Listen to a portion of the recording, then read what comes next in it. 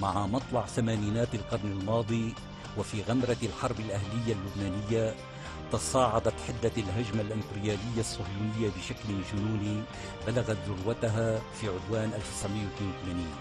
دمار هائل ومجازر رهيبة وعشرات الآلاف من الشهداء والجرحى على مرأى ومسمع العالم أجمع، وبتواطؤ غالبية الدول الإمبريالية وملحقاتها الرجعية في المنطقة.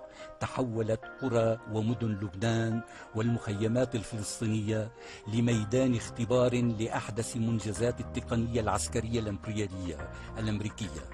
تم اجتياح لبنان وشرعوا بتنفيذ قرار تصفية الثورة الفلسطينية بإشراف أمريكي مباشر.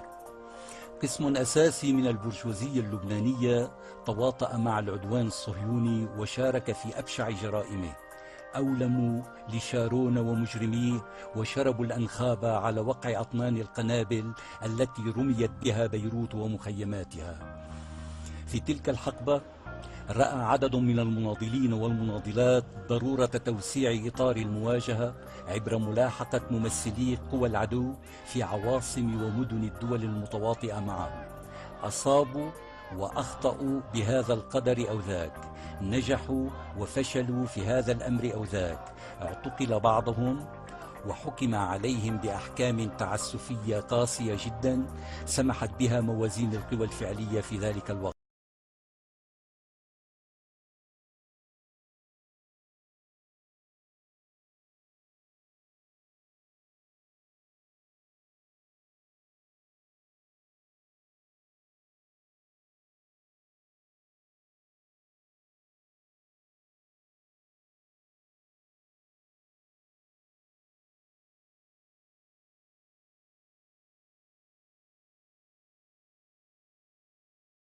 في جلسات محاكمة الإفراج المشروط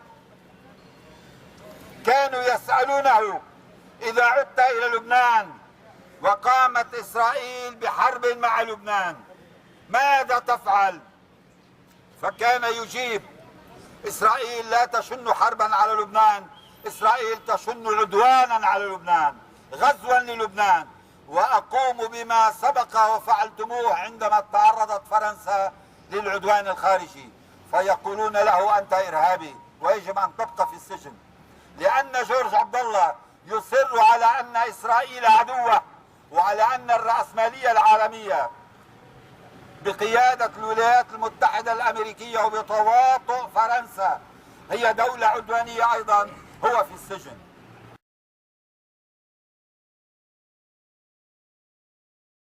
Libérez Georges Abdallah! Libérez Georges Abdallah! Le Liban est-il encore un protectorat? Abdallah!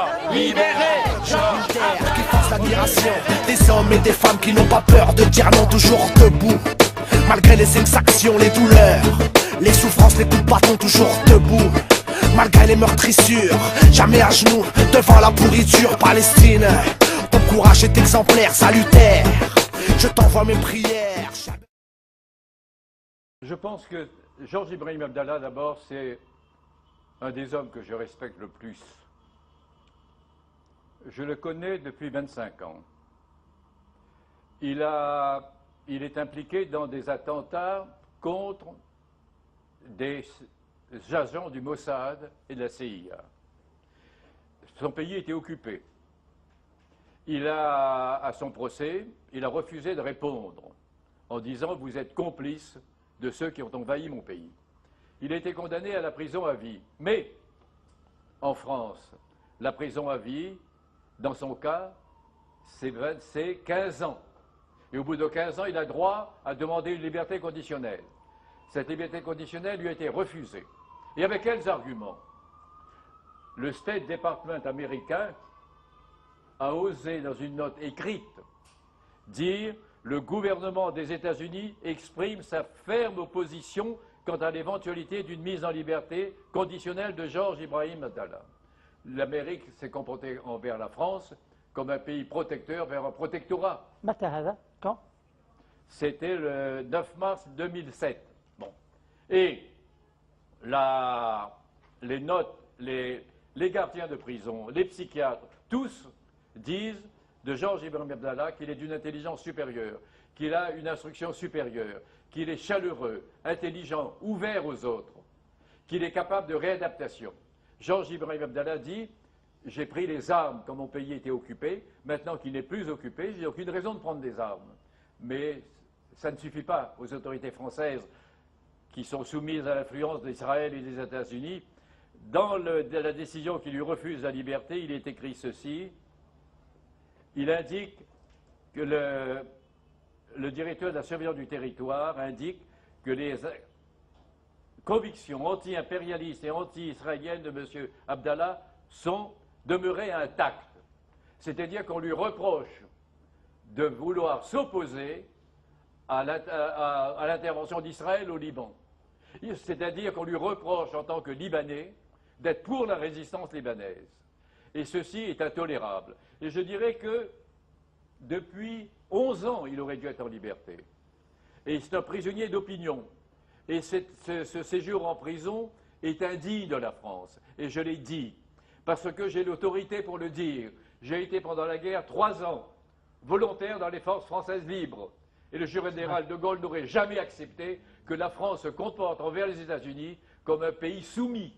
Mais comment les Américains ont fait des pressions? Comment? Ah ben, ils faisaient des pressions par la voie diplomatique. C'était des notes qui arrivaient dans le procès par l'intermédiaire de leur avocat, qui produisaient les réactions de Washington, de Mme Rice à l'époque, du gouvernement américain, pour peser sur la Cour et peser sur la décision. Il n'est pas douteux qu'au moment du procès, l'intervention américaine a pesé énormément, mais c'était, je répète, un contexte de guerre qui n'est plus aujourd'hui.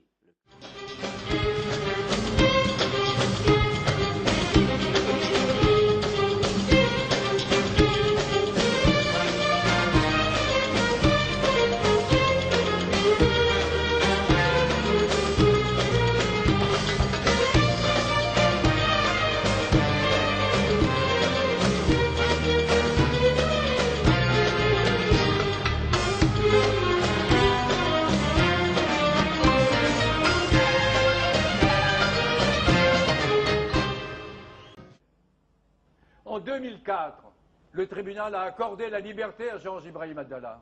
Un appel a été fait immédiatement par qui? Par le gouvernement français. C'est-à-dire que dans cette affaire, même les juges sont troublés par cette situation. Et c'est le gouvernement, aux ordres des Américains. Georges Ibrahim Abdallah ne dit pas « je vais prendre les armes ». Georges Ibrahim Abdallah dit « j'ai pris les armes » quand mon pays était envahi. Il n'est plus envahi, je n'ai aucune raison de reprendre les armes. Mais je ne vais pas vous promettre à vous que je ne reprendrai pas les armes si Israël envahissait à nouveau mon pays. Ah bon, vous êtes décidé à lutter contre Israël? Si Israël envahit votre pays, eh bien on vous garde en prison.